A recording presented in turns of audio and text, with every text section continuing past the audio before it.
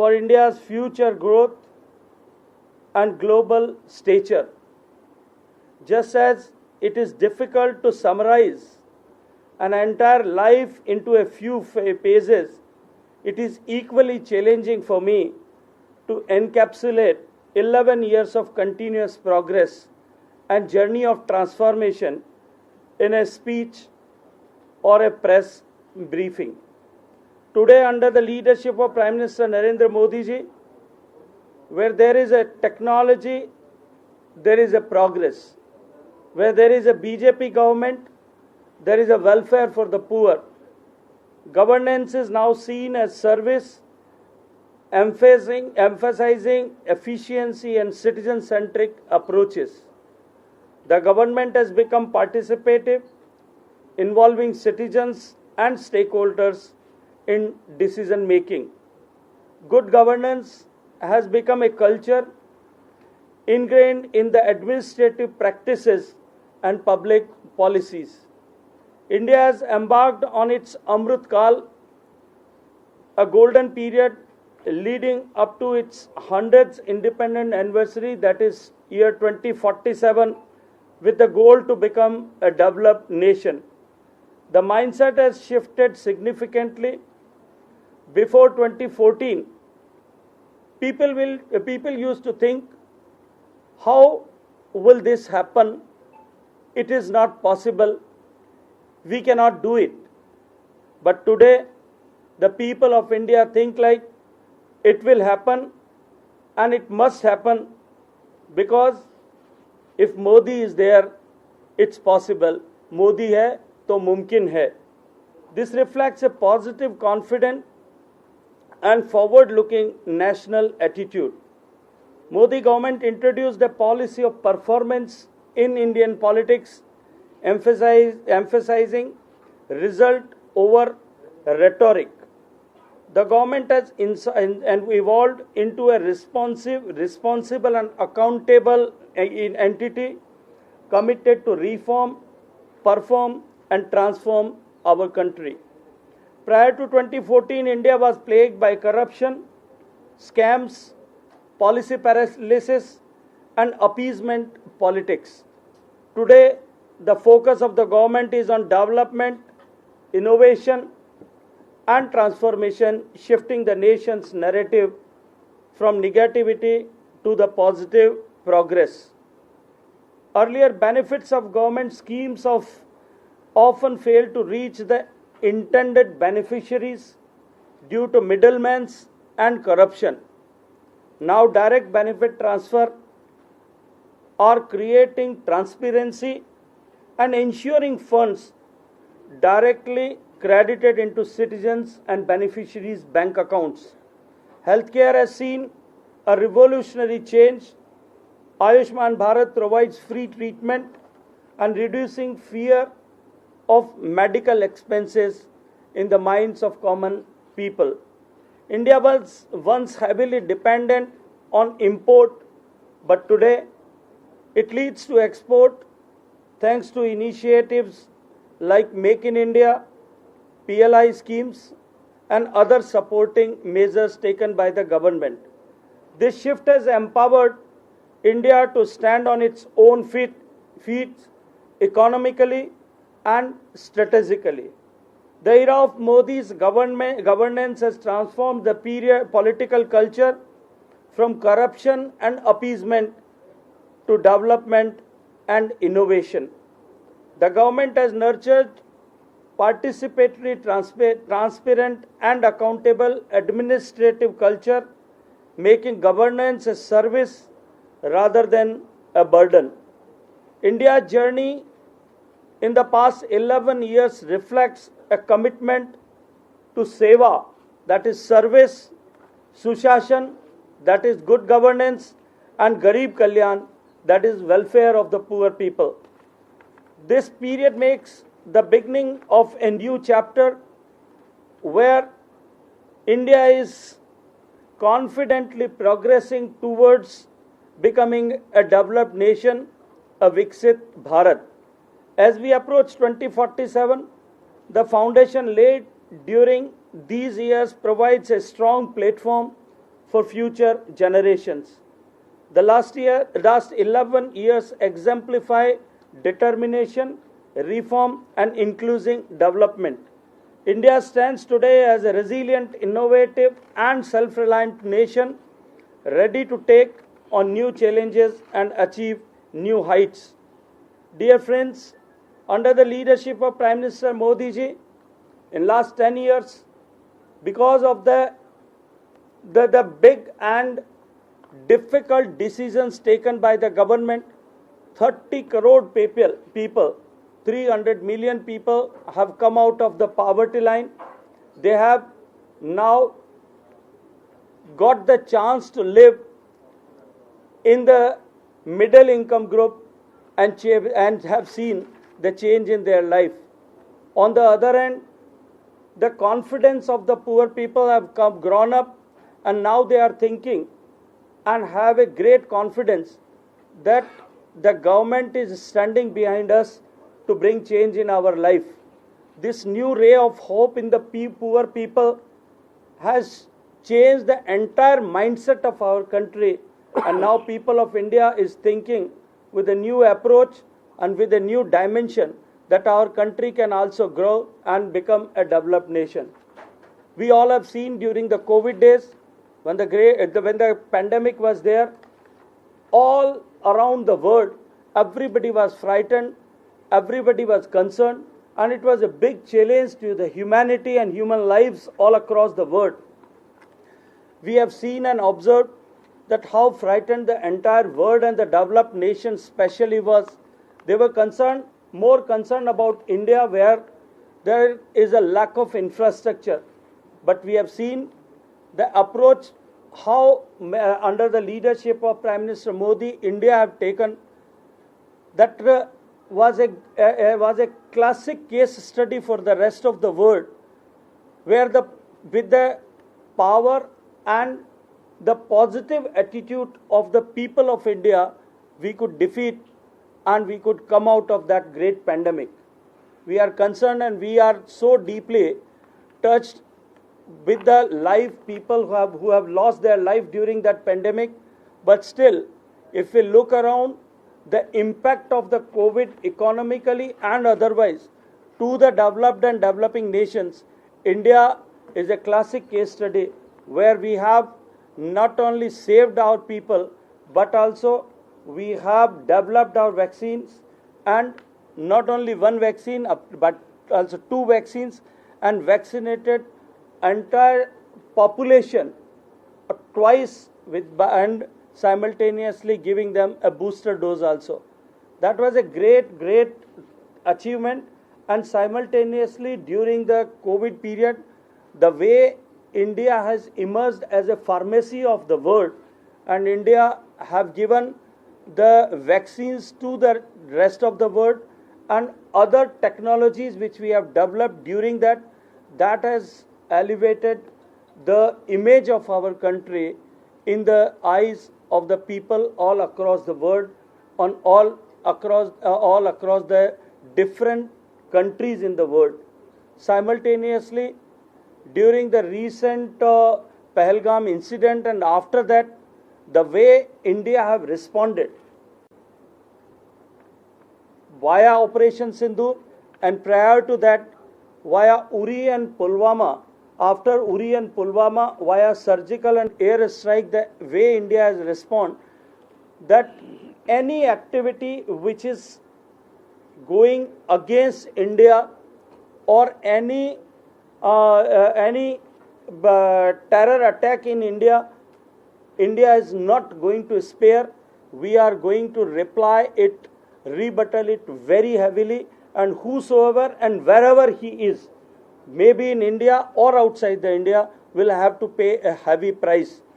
The way India have rebutted during surgical strike and air strike, the impact was so clear and loud that for 6 years continuously, there was no major terror attack they could imagine or they could do in our country.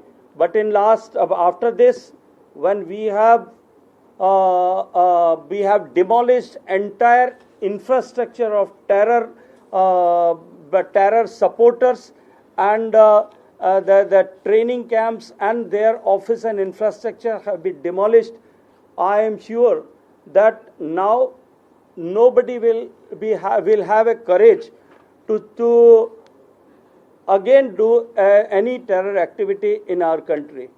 During this transformational journey of 11 years, we have seen the transformation not only the infrastructure, we have seen transformation not only in the governance models, we have seen the transformation not only in the self-reliance in the defense sector, we have seen transformations not only in the manufacturing sector, we have seen the transformation in the export sector also. Now India, which used to be the biggest importer of technical goods, white goods, and also mobiles, now it has become one of the largest producer, manufacturer and exporter in the world. India, which used to be known as the biggest importer of defense equipments and weaponry systems, now India, we have reaching towards the self-reliance, and now we have become we are one of the 10 largest exporting nation in the defense equipment sector also. This is how our great country have transformed, and now we have arrived on such situation where entire world is looking towards the progress of India. Simultaneously, this is the period when India's cultural renaissance is happening.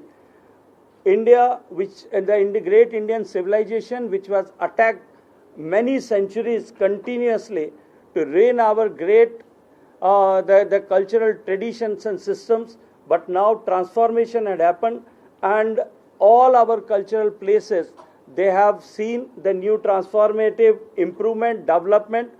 People of India have started appraising their traditional practices, their cultural practices, their religious practices, and simultaneously our religious centers have seen the transformational journey during this 11 years of time. During this 11 years of time, we all have seen that under the leadership of Prime Minister Modi ji, many artifacts, more than 600 plus artifacts and antiquities which were stolen or through illegal routes have taken outside our country, they have brought back in India. Now we are working to bring many more antiquities and historical goods and goods of historical importance which have taken out of our country to our country, bring it back. India is on the transformative journey of the cultural renaissance. Our many cultural practices which were in the state of vanishing, now they have been redeveloped and reoriented by the support of government in this 11 years of time. All the states in this era of Mr. Modi, they have seen the cooperative federalism. Every state is seeing the transformative journey, and all the states are competing with each other healthily to develop, to contribute in development of our nation. This 11 years transformative journey of our beloved country under the leadership of Prime Minister Modi have reinforced a new ray of hope and regenerated a confidence in the people of India that our country can be developed, that our country can become a Viksit Bharat. We have come out of that the mindset which was there that we are a poor country and we cannot do anything without the support of the external forces. But now our country, our people of our country are confident that we will regain and we will re-emerge as the friend of the world, as a Vishwa Bandhu of the world. The India's image have been changed, and no platform all across the world it is possible that any voice which is against India or not in favor of India can be placed anywhere in any platform. Maybe it is G7, maybe it is G20, maybe it is BRICS platform or any other platform. Everywhere the India's story and India's words are respected, listened, and followed by rest of the world. With these words, dear friends, I once again thank you. And as I have said, that it is very difficult for me to encapsulate the entire story and the development story of 11 years of Modi-led government, but I have tried to touch the points in the macro form for you, just to give you an orientation. Thank you very much. Thank you. I think first we talk about 11 years story, then we'll talk about Rahul Gandhi. Yeah.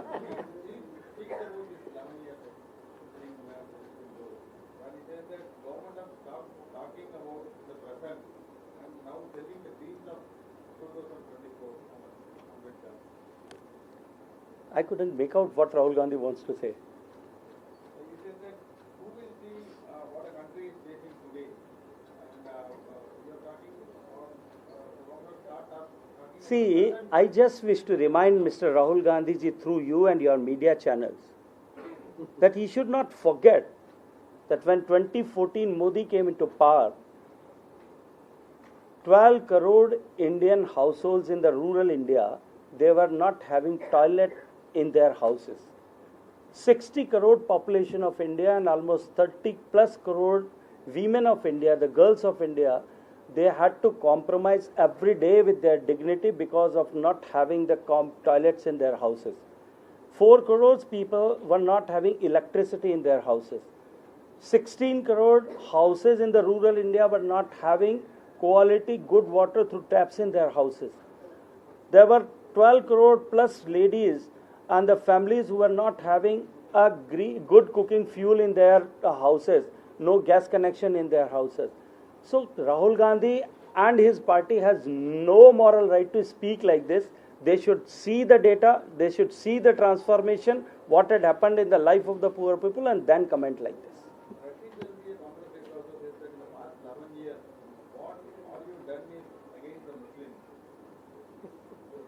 See, when I speak about the transformative journey of India and the poor people of India, can Rashid Alvi tell me that ever we have discriminated while giving all these facilities and to bring changes in the life of the people, we have ever discriminated? While giving gas connections, while giving electricity connection, while giving connecting road to the villages, did we ever discriminated the people? When we construct highways, when we provide the low-cost internet and data, whether we discriminate, it is just the appeasement have stopped. That is why Rashid Alvi and people like Rashid Alvi are speaking in such voice.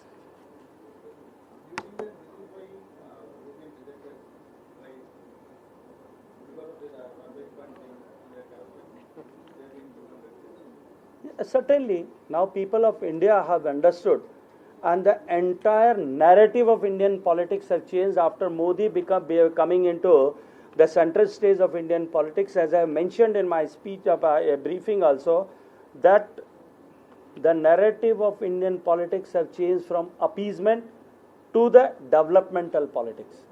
So when developmental politics have come into picture in the mainframe, now people have started comparing the 55 years with the journey of 11 years, and they find that these 11 years we have kept and we have honored the words what we have spoken. जो किया है वो करके दिखाया है.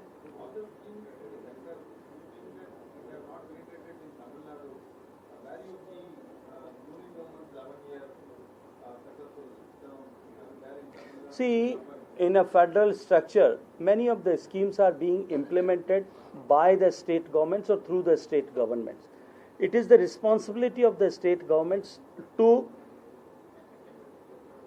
implement the schemes properly and with transparency in the state, in their respective states. I feel that some of the states have failed to perform their duty, and people of those states, they are clearly seeing in this era of technology, they are clearly seeing the difference of their state and other development in other states. That is why state after state, the BJP is coming into power. and Congress and other parties are going out of power. Sir, in the last 11 years, you mentioned that there are no scams. But CAG has flagged off a major scam in Ayushman Bharat, where 7.5 lakh accounts were merged with a single number, phone number. And even the highways, rupees 251 crore was spent for a kilometer in Meerut highway. See, So, don't you consider all these as scams? see, these are the observations of CAG, and the process of CAG. There are various stages where these type of observations, why this had happened and how this had happened, can be eliminated or cleared. So it is. Please give us some time. Let us see what exactly had happened because of the cost of land, because that is the major cost in the infrastructure is the cost of the land, and the cost of land is to be decided by the district collector and the state governments. If in any such case the state governments or the cost of land has increased erroneously or illogically, then it is a point to just to check that. Otherwise, I think the scams there were the scams where the 2G Ghotala was there, and the coal gate Ghotala was there, and the coal Ghotala was there, and the spectrum Ghotala was there, and the defense procurement Ghotala was there. There were the lakhs of crore rupees Ghotalas were there. We cannot compare all these things with those scams and Ghotalas. Even 2G scam was like around 1.76 lakh crores. But that was even, Raja was even released. There's no. I think that is. That was given in your government. No, it was given by the court. So please, and not courts are not under our government. Please don't say like this. Thank you. Sir, particularly Prime Minister Narendra Modi taking Tamil Nadu 5,000 years old language and speaking in Lok Sabha. So, but we are going to a lot of research in Tamil Nadu field ready, but still now central government cannot recognize the report. See, those reports which you are talking about, they have not been scientifically, the findings which you are mentioning about, I am aware of that, but they are not technically well supported and established yet. Lot of the things are to be done before recognizing or giving accreditation to the findings which are being presented by the archaeologist who had done that survey. Let them come with more results, with more data, more evidences, more proofs, because only one finding cannot change the discourse. So people putting up on the positions, they are trying to use that to just to grow the regional sentiments. That is not fair. We have to be very, very cautious on these things. Let the research be completed on all the parameters, and then we will take a call on this. That we will discuss later. This is not the platform where we can discuss all these scientific things here. Please. So that is why I am saying, let the people, technical people with technical evidences and technical basis, let them declare. This is not the this is not the thing which is to be decided by the politicians. This is a subject of historians and archaeologists. Let them do their job, please. Sir, the DMK government here says that the BJP government doesn't have they don't want to accept the ancientness of the Tamil culture. We do accept. Our Prime Minister, as you have only mentioned, that he recognized and he says that this is the most ancient language. That's a civilization of thousands of years. So I think you should not tell it like this, that BJP. I am not liable to comment on what they are saying. Please excuse me for that. Because you are the minister in charge for the DSA. So that's why I have said that let it be decided by the archaeologists and historians on the facts and the technical things, and then we will come up with that.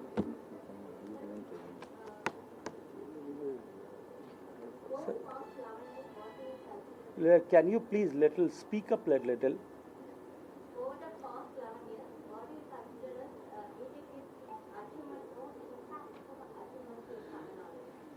See, if I have to say countrywide,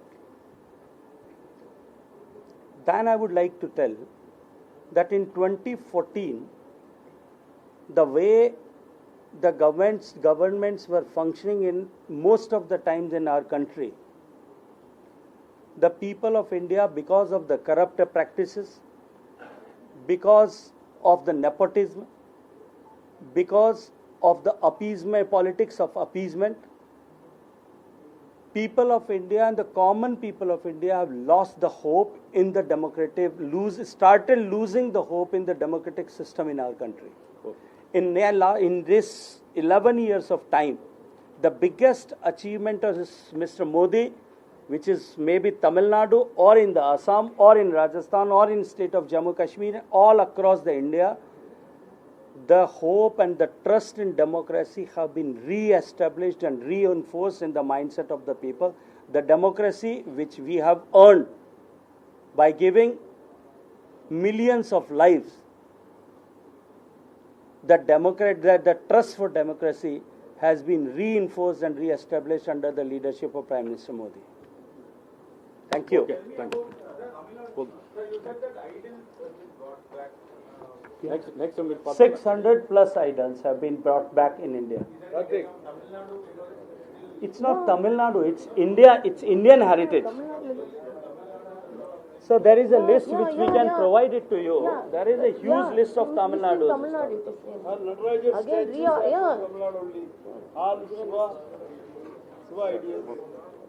Okay, thank you. Thank you. Thank you. Sir.